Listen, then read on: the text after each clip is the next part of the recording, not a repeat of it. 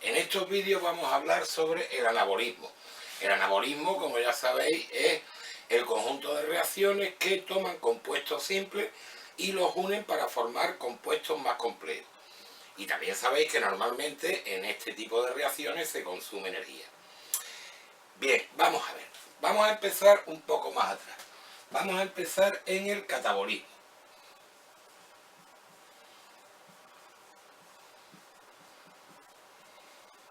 ¿Qué ocurre en el catabolismo? Pues en el catabolismo, moléculas complejas, como por ejemplo la glucosa, se van a oxidar hasta dióxido de carbono y agua.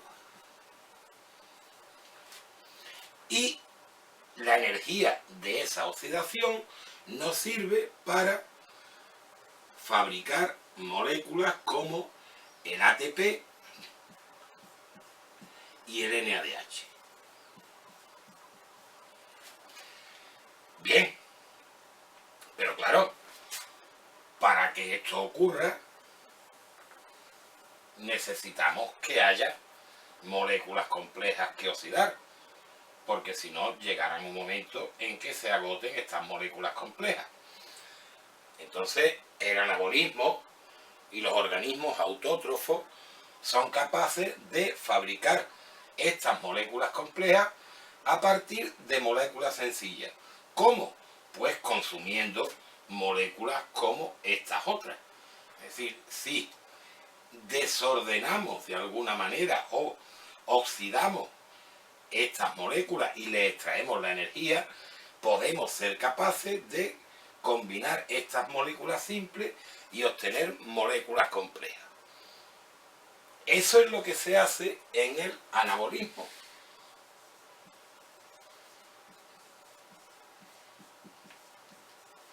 Y este caso que estamos hablando concretamente en una de las rutas o en la ruta anabólica por excelencia, que es la fotosíntesis.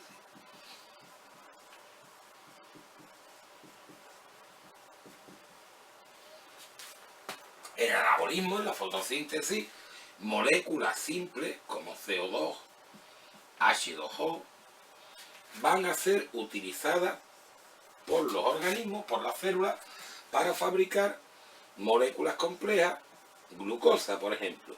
Aunque en realidad en la fotosíntesis ya veremos que lo que se fabrica no es realmente glucosa, sino otro precursor que puede convertir la célula después en glucosa o en más cosas, ¿no? Diferentes. Lógicamente, para hacer este proceso vamos a tener que consumir ATP, una energía necesaria para que estas moléculas se junten, y poder reductor. Lo que pasa es que en el caso de la fotosíntesis no es el NADH, sino otro nucleótido muy parecido, que es el NADPH, nicotín adenín dinucleótido fosfato. Funciona exactamente igual que el NAD.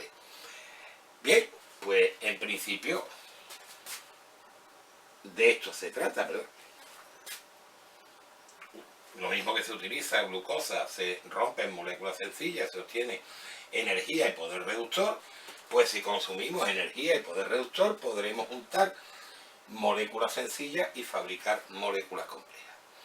Bien, hasta ahí bien. El problema está en cómo conseguimos estas moléculas. ¿Cómo conseguimos esas moléculas? Y ahí es donde entra en juego la energía luminosa, como vamos a ver ahora. El objetivo de la fotosíntesis es conseguir que moléculas como CO2 y agua se conviertan en moléculas orgánicas, por ejemplo, una hexosa. Puede ser la glucosa, puede ser otra.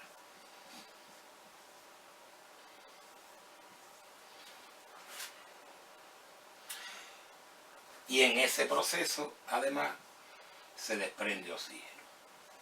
Si ajustamos la reacción, veremos que 6 moléculas de dióxido de carbono con 6 moléculas de agua nos producen una molécula de exosa y nos desprenden 6 moléculas de oxígeno. Pero claro, este proceso, como os he dicho antes,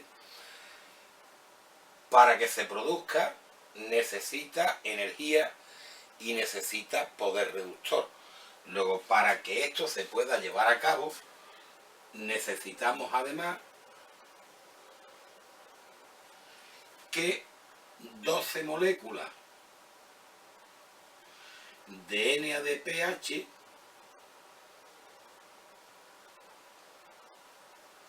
y 12 protones se conviertan en 12 moléculas de NADP+, y que 18 moléculas de ATP se conviertan en 18 moléculas de ADP más 18 fosfatos inorgánicos. ¿De acuerdo? Bien. Esta parte es lo que denominamos la fase oscura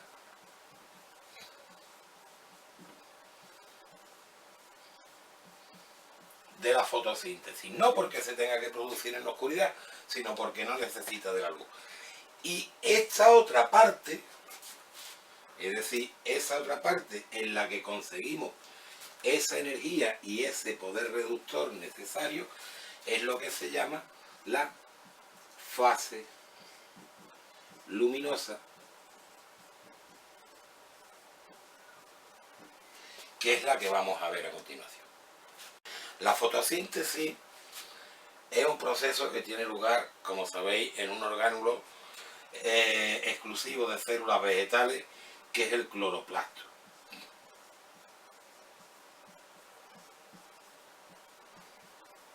Y dentro del cloroplasto, concretamente en esos granitos que cuando se miran más cerca con el microscopio parecen montoncitos de sacos aplanados, estos de color verde, que son los granas.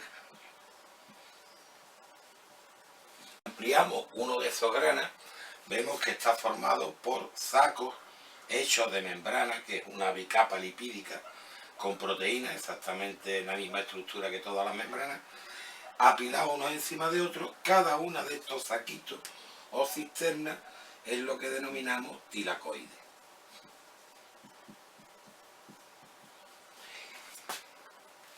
Si nos fijamos en uno de ellos en particular, vemos que hay un espacio interior del tilacoide, que es lo que llamamos el lumen,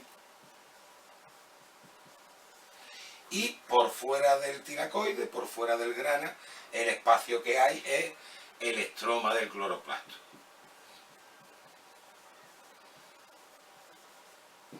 Estos dos compartimentos celulares están separados por la membrana tilacoidal, y es precisamente en la membrana tilacoidal donde se van a producir todos los procesos de la fase luminosa de la fotosíntesis.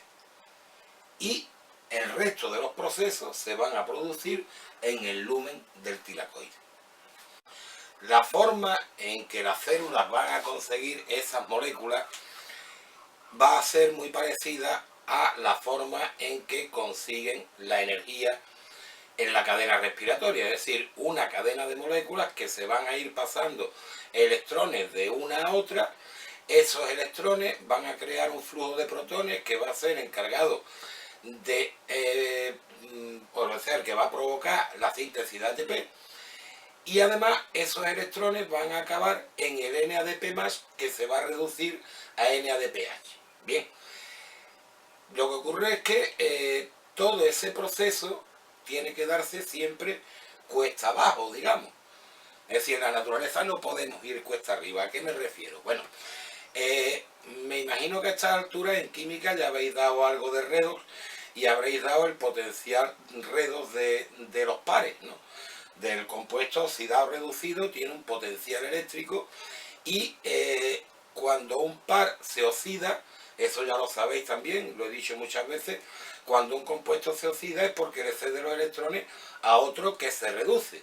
Pero claro, un compuesto cede los electrones a otro si su potencial eléctrico es más negativo que el otro. Porque si su potencial eléctrico no es más negativo que el otro, no se lo puede ceder, no le puede ceder electrones. En todo caso sería al revés, los recogería. Entonces, durante la cadena transportadora de electrones, los electrones van a pasar de la molécula de NADH, la cadena transportadora de electrones de la respiración me refiero, van a pasar de la molécula de NADH a través de una serie de moléculas hasta llegar al agua. La molécula de NADH tiene un potencial redox aproximadamente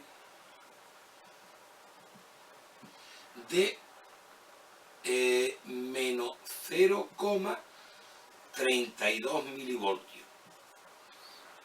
Menos. Mientras que el agua va a tener un potencial redox de 0,82. Tened en cuenta que esto es una escala que va hacia el negativo y que el 0 debe de andar por aquí. Empieza siendo positivo y va hacia más negativo. Entonces, en la cadena transportadora de electrones de la respiración, los electrones van a ir de el NADH, que tiene un potencial mucho más negativo, al agua, que tiene un potencial redox más positivo, es decir, cuesta abajo. Pero ahora en la fotosíntesis, los electrones van a tener que ir desde el agua, que tiene el potencial 0,82 milivoltios, hasta el NADPH, que tiene un potencial muy parecido, no exactamente igual, pero sí muy parecido al NADH. Con lo cual, tendrían que ir cuesta arriba, es decir, de un potencial más negativo, más positivo, perdón, a un potencial más negativo, y eso es imposible. Entonces, tiene que haber alguna forma de que los electrones del agua con su potencial de 0,82 milivoltios, algo haga que ese potencial eléctrico se dispare y sobrepase los menos 0,32 milivoltios para poder ir cuesta abajo hacia el NADPH. Este proceso, que es la fase luminosa de la fotosíntesis, es uno de los procesos más flipantes que existen en la naturaleza, como vamos a ver a continuación. Y vais a ver cómo todo funciona en la naturaleza, de manera que todo encaja. Vamos a verlo ahora. Las moléculas que hacen posible lo que acabo de decir, disparar el potencial eléctrico, son los fotosistemas.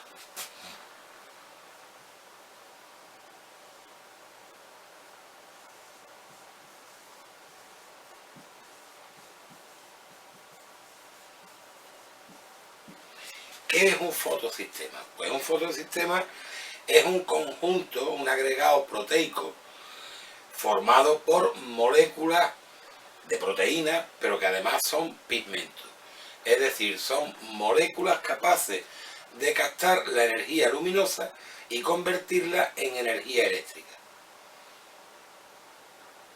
De alguna manera captan la energía luminosa y la convierten en energía eléctrica. Un fotosistema está formado por varios tipos de pigmentos, pero el pigmento que realmente es el que realiza toda la función es la clorofila, color verde, y de la clorofila, que hay varios tipos, la clorofila A.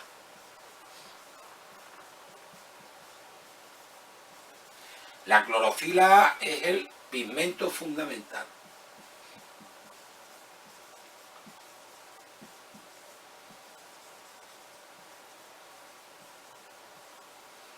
Es el que realmente va a coger los electrones y a dispararlos hacia un potencial negativo. Pero además, en el fotosistema no solamente está la clorofila A, sino que hay otros pigmentos, como son otros tipos de clorofila, como la clorofila B, la clorofila D, los betacarotenos,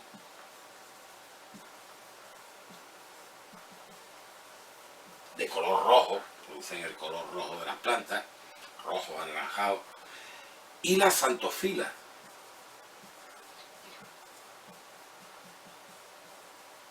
que son amarillas. Bueno, todos estos otros pigmentos son pigmentos que se denominan pigmentos antena.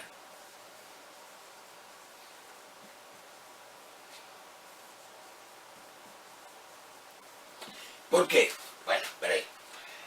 Para que la clorofila funcione, debe de llegarle la energía de un fotón, debe llegarle un fotón, una partícula luminosa, con suficiente energía.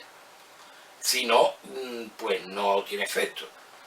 Si el fotón que llega tiene menos energía de la necesaria, no es capaz de excitar la clorofila, pero sí puede excitar algunos de estos pigmentos accesorios, pigmentos antenas, que por resonancia van transmitiéndose esa energía de uno a otro hasta que llega a la molécula de clorofila. Cuando a la molécula de clorofila de estos otros pigmentos antenas le llega suficiente energía, pues igual que si le hubiera llegado un fotón lo bastante energético. ¿Por qué digo fotosistema y no en singular fotosistema?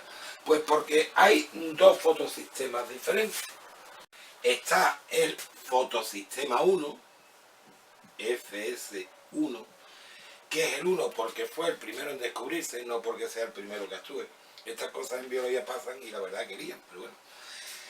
El fotosistema 1 tiene un tipo de clorofila A que llamamos P700. ¿Por qué P700? Bueno, pues porque absorbe la energía de un fotón con una longitud de onda de 700 nanómetros. No me quiero salir mucho del tema, pero esto está relacionado con aquellas cosas del átomo de Bohr y la mecánica cuántica y la constante de Planck y tal, ¿verdad? La energía que contiene un fotón es igual a H, que es la constante de Planck, por nu, que es la frecuencia, o lo que es lo mismo, H por C, que es la velocidad de la luz, partido por lambda, que es la longitud de onda. Bueno, pues esta longitud de onda. Es decir, que el fotosistema 1, para que la clorofila se excite, necesita un fotón que contenga una energía igual a H por C partido 700 nanómetros. Y luego está el fotosistema 2, que tiene una clorofila A que se llama P680, porque se excita con un fotón que contenga la energía de 680 nanómetros, un poquito más. Daos cuenta que si la longitud de onda va en el denominador, menor longitud de onda, mayor energía. Estos son los dos fotosistemas. Además, evidentemente, cada uno de ellos tiene todos los demás pigmentos antena que hablábamos antes. Bueno, pues entonces vamos a empezar. Como veis, he dibujado aquí la membrana del tilacoide. Esta parte sería el lumen. Y esta cara sería el estroma del cloroplasto. Y aquí he dibujado los actores, digamos, que van a participar en este proceso y que os voy a ir presentando. En primer lugar tenemos al fotosistema 2 con su clorofila P680. A continuación tenemos una sustancia, una proteína, que es la feofitina. Vamos a representar FF y aquí vamos a ir poniendo la leyenda. Feofitina. ¿De acuerdo? La siguiente es una proteína que es una quinona, que se llama quinona A. Y la siguiente es otra quinona que se llama quinona B.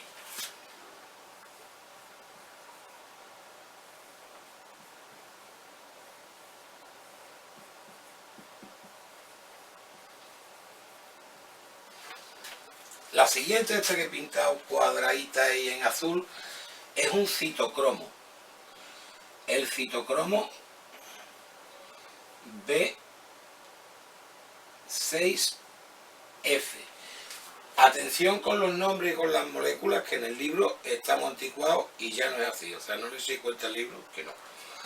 Algunas cosas coinciden, otras no, que ya cuenta aquí. Después del citocromo B6F viene otra molécula. Vamos a poner aquí el citocromo, que se me había olvidado.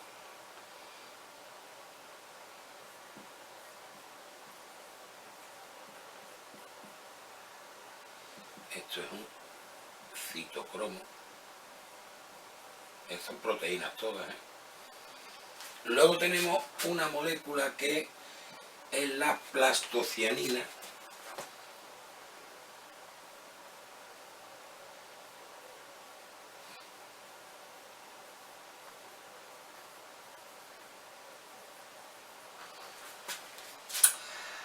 Este es el fotosistema 1 con la clorofila P700. Aquí, bueno, está más complicado, pero yo lo voy a simplificar. Esto es una proteína ferrosulfurada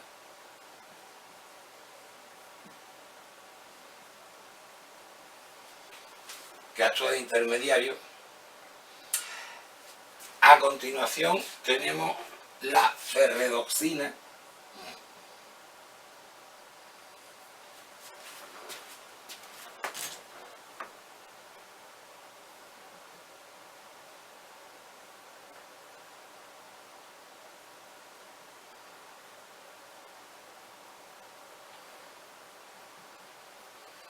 y por último esta que he pintado triangular, que es una enzima, que es la NADP más reductasa.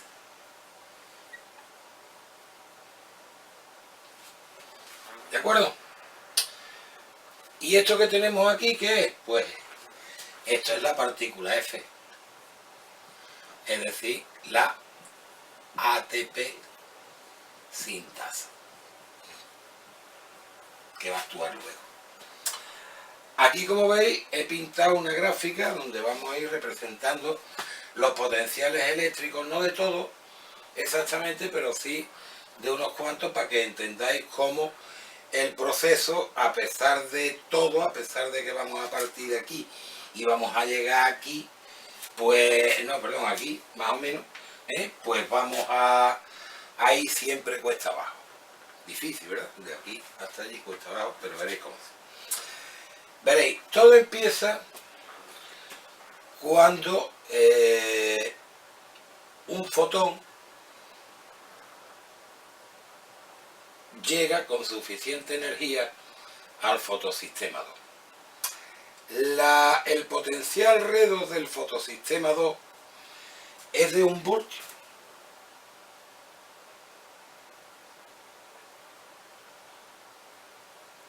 Su potencial es de 1 voltio. Pero cuando le llega un fotón, su potencial eléctrico sube hasta los 0 voltios.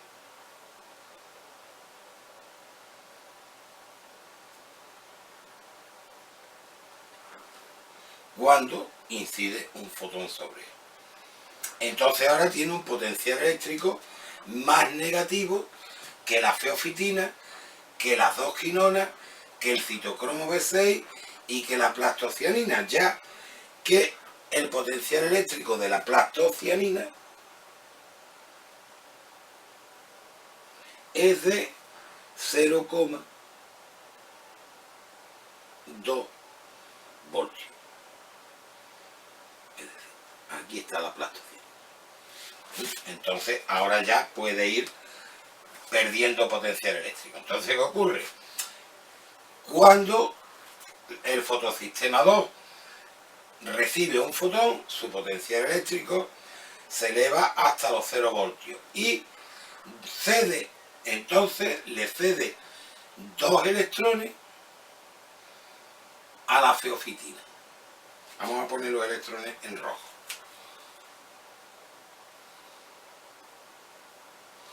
La feofitina, que está oxidada, se reduce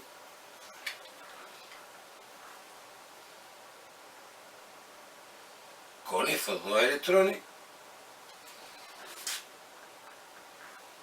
y se vuelve a oxidar y le cede esos dos electrones a la quinona A, que también estaba oxidada y ahora se reduce. La quinona A se lo cede de nuevo a la quinona B, que también está oxidada y se pone en forma reducida. La quinona B se vuelve a oxidar y le cede esos dos electrones al citocromo B6F. El citocromo B6F toma esos dos electrones y dos protones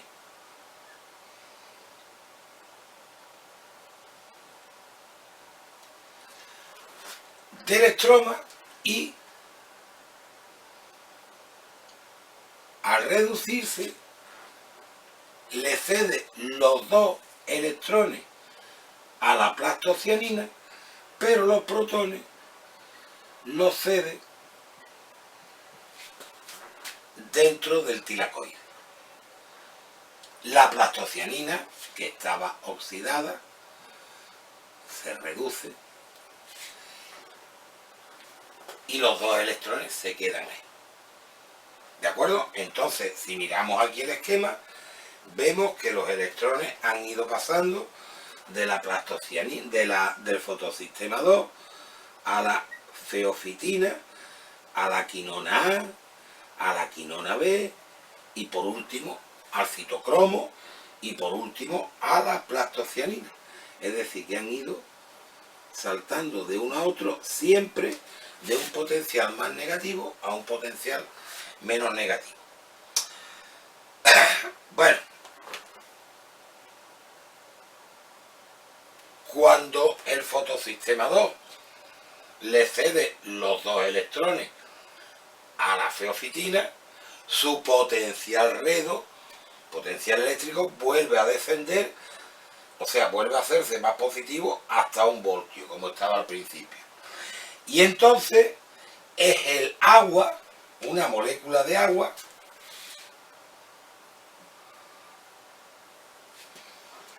la que se va a oxidar porque el potencial del agua es 0,84, es decir, es más alto, por lo tanto puede cederle electrones al fotosistema 2. El agua le va a ceder 2 electrones al fotosistema 2. Desprende media molécula de oxígeno, es decir, un átomo de oxígeno. Tenemos H2O, 2 electrones al fotosistema 2, 2 oxígenos que se van a desprender, de aquí sale el oxígeno de la fotosíntesis. ¿Qué queda? Pues quedan 2 protones que también se quedan en el lumen. Estos 2 protones y estos otros 2 van a ir creando, igual que pasaba en la cadena respiratoria, un gradiente de protones dentro del lumen del tilacoide. Ese gradiente de protones, esos protones, van a querer salir del tilacoide y la única forma de salir va a ser la ATP sintasa. Y recordad que en la cadena respiratoria de 12 protones se obtenían 3 ATP, de 8 protones se obtenían 2 ATP, quiere decir que aproximadamente es un ATP por cada 4 protones. Como son 4 protones los que se acumulan en el lumen por cada par de electrones que va recorriendo este tramo de la cadena, pues exactamente por cada 2 electrones que recorren este primer tramo de la cadena, que recordad que nos queda otro, se forma una molécula de ATP. Ya el ATP que teníamos que obtener de la fotosíntesis de la fase luminosa ya está obtenido. En la primera parte, en el fotosistema 2, los electrones los va a reponer una molécula de agua que libera además oxígeno y protones. Y los otros 2 protones los mete hacia el lumen el citocromo B6F, que cuando se reduce toma 2 protones y cuando se vuelve a oxidar cede esos 2 protones dentro del tilacoide. Los electrones se los cede a la plastocianina y de momento ahí se van a quedar.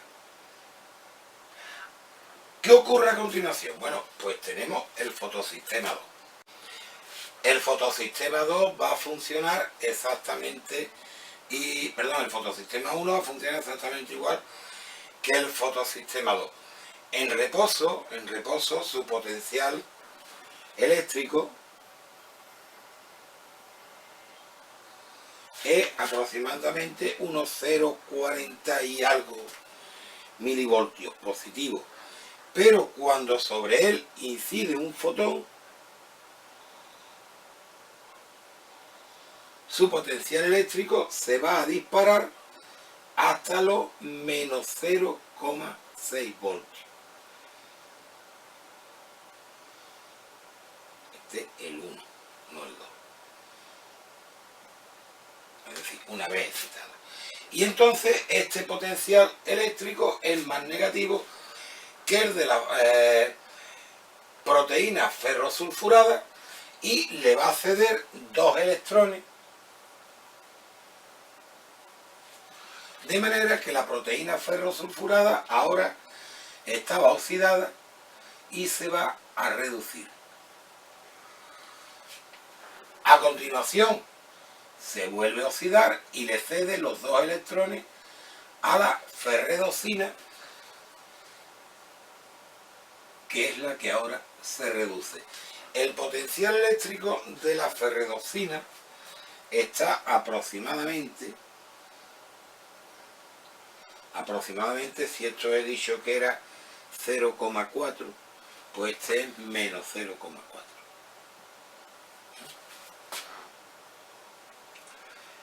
La ferredosina se vuelve a oxidar y le cede esos 2 electrones a la NADP más reductasa, que toma una molécula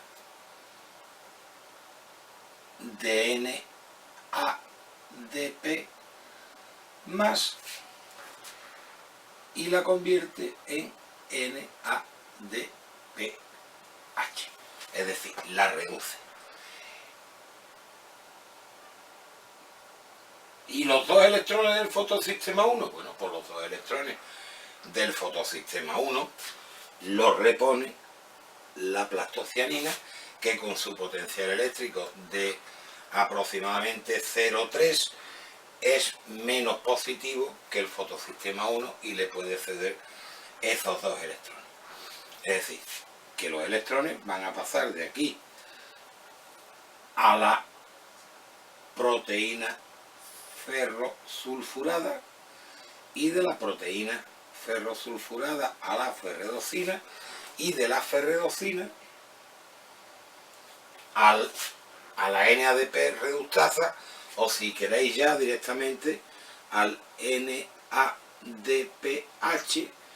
cuyo potencial redox es menos 0,32 voltios, igual que o parecido al del NADH. Es decir, hemos conseguido llevar unos electrones que estaban en la molécula de agua con un potencial de 0,8 voltios positivo a una molécula de NADPH con un potencial eléctrico de menos 0,32 voltios negativo, cuesta arriba. Pero como veis, no hemos ido nunca cuesta arriba, sino que ha habido dos moléculas capaces de absorber la energía de la luz y cambiar su potencial eléctrico a más negativo. Es como si hubiéramos tenido en este camino dos ascensores. El primer ascensor, que es el fotosistema 2, dispara el potencial eléctrico hasta los 0 voltios y de ahí los electrones van llegando hasta el fotosistema 1, que los lanza ya hasta los menos 0, hasta los menos 0,6 voltios, que está por encima del potencial del NADPH, de manera que al final acaban llegando al NADPH. Además, en este proceso se han bombeado, digamos, desde el estroma hacia el lumen del tilacoide 4 protones que utiliza la ATP sintasa para fabricar una molécula de ATP. De manera que podemos decir que por cada 2 electrones que recorren la membrana del tilacoide se va a producir una molécula de ATP y una molécula de NADPH. ¿Entendido? Este proceso que yo os he explicado así en conjunto, en realidad es la suma de 3 procesos. Por una parte, los electrones se obtienen de la molécula de agua. Hay que romper la molécula de agua para obtener por un lado el oxígeno, por otro los electrones y los 2 protones que quedan. Esta rotura, como se produce por culpa de la luz, no es que la luz rompa la molécula, pero claro, la molécula se rompe para accederle los electrones al fotosistema 2, que los ha perdido por culpa de la luz. Entonces, este proceso se denomina fotolisis del agua.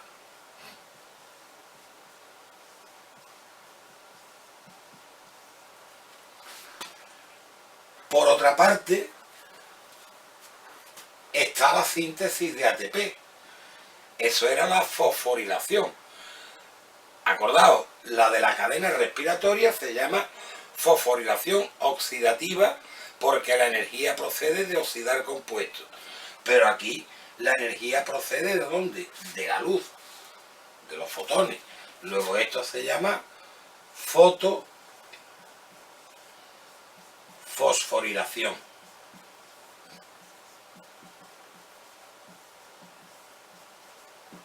Y por último está la síntesis de NADPH, que en realidad es la reducción del NADP+ a NADPH, que también se hace gracias a la energía de la luz, ¿no?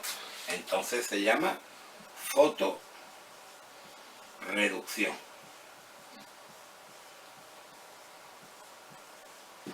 En algunas partes vienen el 1, el 2, el 3 o el 1, 2, 3, pero en realidad da igual. Son 3 procesos que se están dando de manera simultánea en la membrana del tilacoide y que están completamente enlazados unos con otros. Bueno,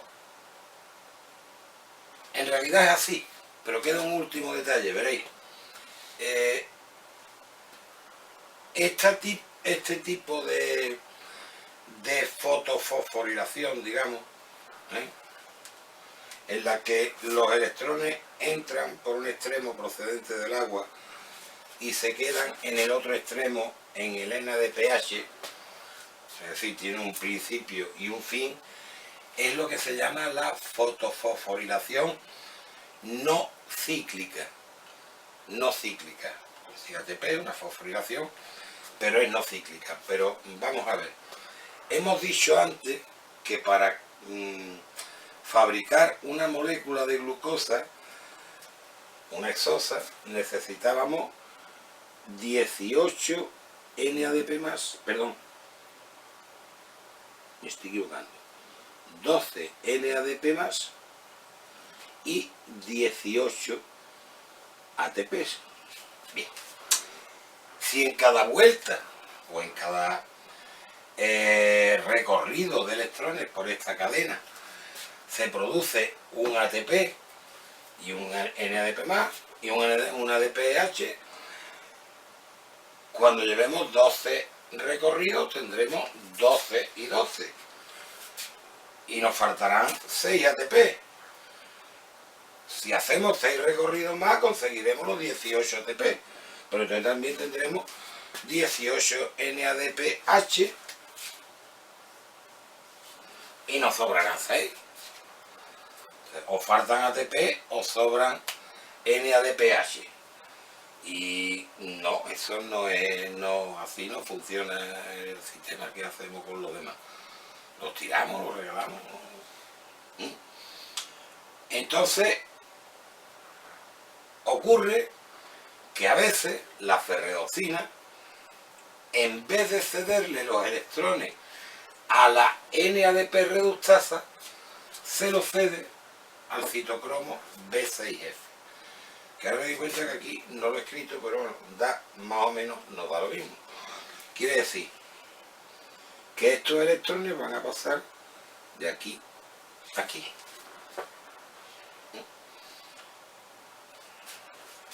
Fotosistema 1 se lo cede a la proteína ferrosulfurada, esta a la ferredocina al citocromo B6F, el citocromo B6F a la plastocianina al fotosistema 1.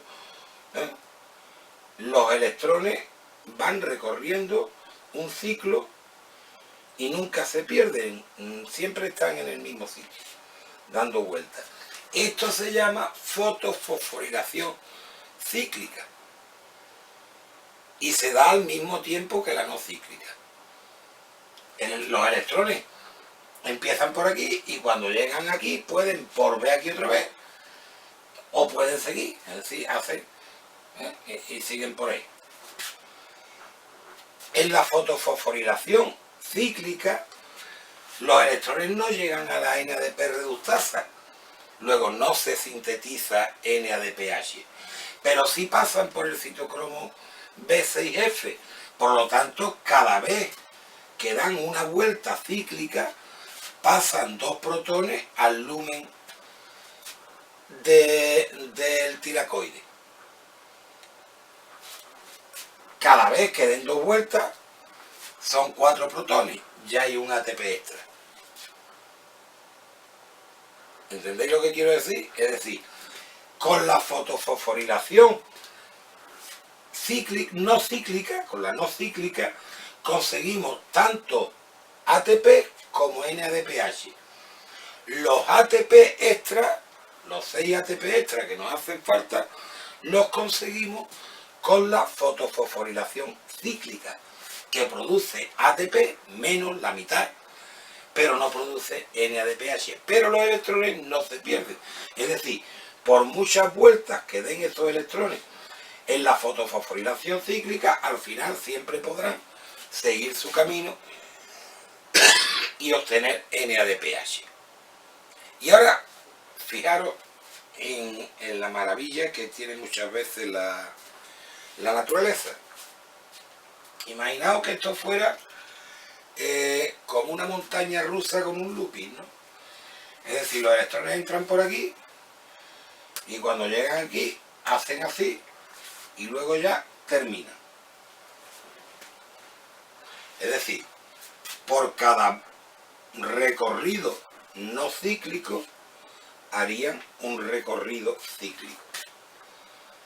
En los 12 no cíclicos conseguirían 12 NADPH y 12 ATP.